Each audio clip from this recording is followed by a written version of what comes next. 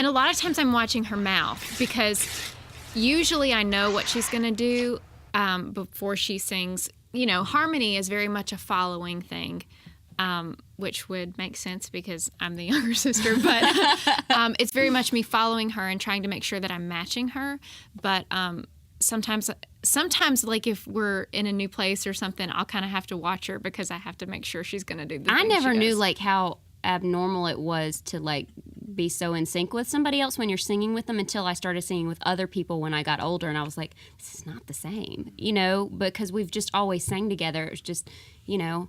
And then sometimes I actually met another girl who was like trying to put a group together, and she was like, well, you know, we speak differently, so it's hard to sing together because, you know, her rhythm and the other lady's rhythm was different. But with Leah and I, you know, we're cut from the same cloth, so singing is like as easy as talking for both of us, you know. But like she said, like I'll do something different and she knows where I'm going to go before I've even done it. I'm also pretty predictable.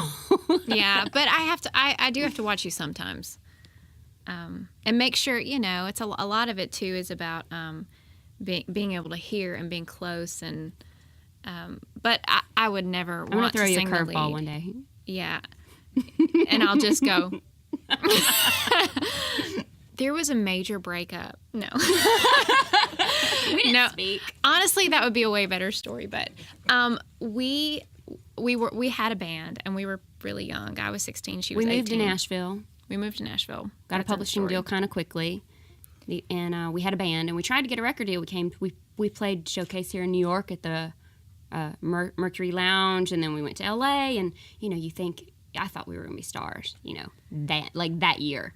And it didn't happen that way. So Leah has great affinity for songwriting, and I wanted to try to be a solo artist because I've always been with my family. So we took some time apart, and we kind of missed each other. And so about how many years went by? 7? A lot 8? of years, yeah. Yeah, and not thinking this was going to happen together. And then we started writing some songs with Kevin and Wayne, who were gracious enough to write with us when no one would give us 5 minutes. And we really hadn't even told anybody we wanted to do this. It was kind of one of those things like, you know, we've always talked about doing this again, but the reality is, you know, we don't really even know if musically we're the same anymore. So she and I took a trip to Mississippi, to where we're from, and took a weekend to write. And we started a couple of songs, and we had one like kind of half-written song, and we brought it back and played it for Wayne Kirkpatrick and Kevin Kadish, and they were like, well, let's write. So we also played them Red Dirt Girl, which we love that song, that Emmylou Harris song.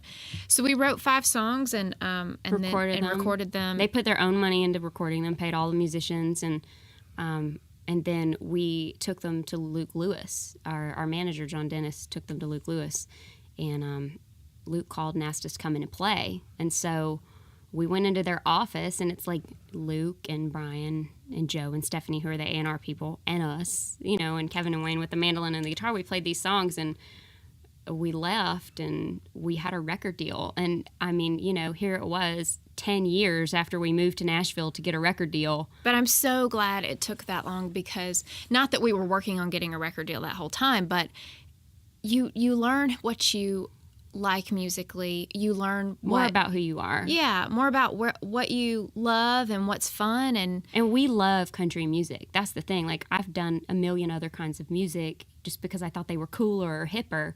And now we're writing these truly country songs, and I just love them. Like, I feel like we're in the thick of it, and every time we play them, it just makes me happy. They were written for this album. We wrote all of them with, except for one that Brandon and I wrote by ourselves. We wrote them all with Kevin Kadish and Wayne Kirkpatrick, just for us. You know, Brandon and I have been writing songs for a long time, and we have both have publishing deals with different companies. And, you know, we have catalogs of songs, but we wanted to write songs with a sound for the two of us. And we've had a really good time writing those songs. You know, it's about our life. Most of them are about, you know, something that's happened to us or we've been through. Some of them are just fun. Yeah, some of them are really fun. And, like, we just hope when people listen to them, like, everybody's not going to love your music, and that's fine. But maybe when they listen to your record, they'll have a better sense of who you are, you know, as a person. And maybe they'll leave with something that's like, oh, you know, I kind of felt like that. Or, I mean, we're all human. The human experience is no different no matter what kind of music you listen to. We all go through the same things.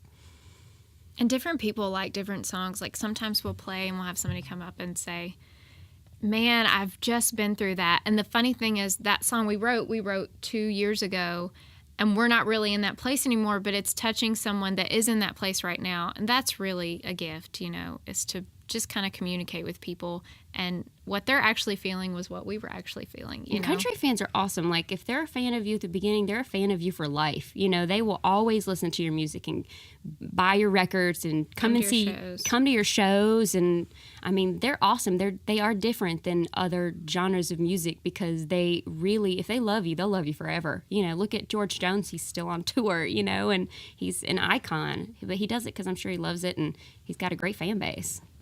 The album is done, but we may be cutting a few more songs here in a month or so. So, I mean, I guess it's an ongoing process until it's actually released. So, which is good. We're always, you're always trying to beat what you've done. You've read a song and you're like, okay, that's good, but I know I can do better. Well, the one I've said is like in 2 weeks, but that's not actually happening. So that's all in my little brain.